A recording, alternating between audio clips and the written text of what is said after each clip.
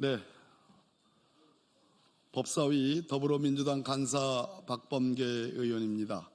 제 왼쪽으로 박희승 의원님, 고맙습니다. 이성윤 의원님, 죄송합니다.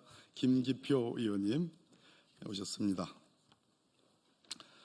대법원은 절차에 매몰돼 실체적 진실을 외면하는 주객 전도의 판결을 해서는 안 됩니다.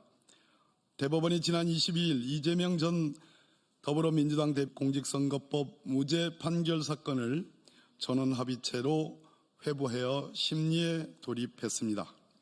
대법원은 이날 오전 해당 사건을 2부의 배당 박영재 대법관을 주심으로 배정한 이후 즉시 전원합의체로 보냈습니다. 대법원 내외에서 조희대 대법원장의 의지가 크게 작용한 것으로 판단하고 있습니다. 대법원은 헌법 제101조에 근거하는 대한민국의 최고 법원으로서 기본권 보장의 최후 보루임을 믿어 의심치 않습니다. 그러나 이번 전격적인 전원합의체 회부 결정은 지극히 빠르게 이루어진 것으로 국민으로 하여금 많은 의문을 자아내고 있습니다. 대법원 법원행정처는 지난해 9월 말 선거법 재판기한 준수를 의미하는 소위 633 조항을 지켜달라고 전국 법원에 권고한 바 있습니다. 이 역시 조 대법원장의 평소 지론이 반영된 것으로 보입니다. 재판기간 준수를 통한 신속한 재판은 존중되어야 할 원칙이지만 그 자체가 목적일 수는 없습니다.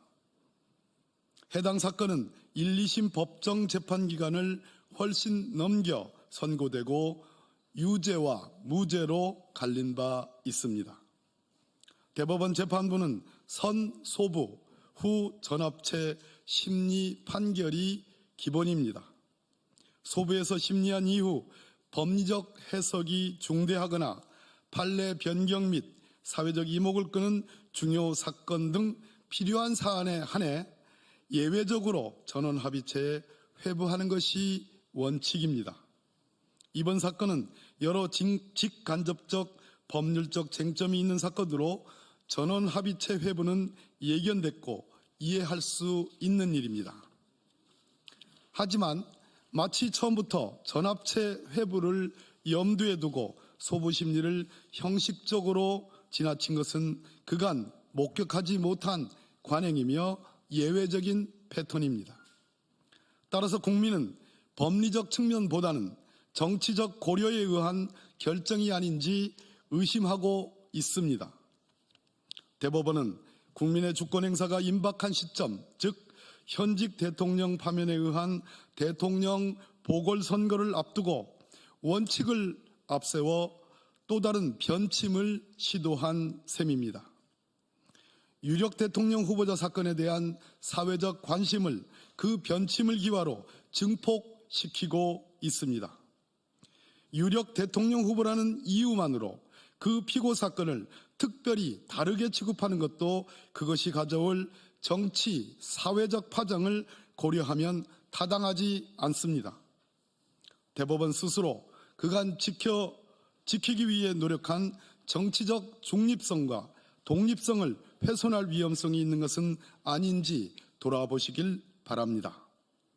재판기간 내 선고라는 절차에 매몰돼 실체적 진실을 외면하는 주객전도의 판결이 있어서는 결코 안 됩니다.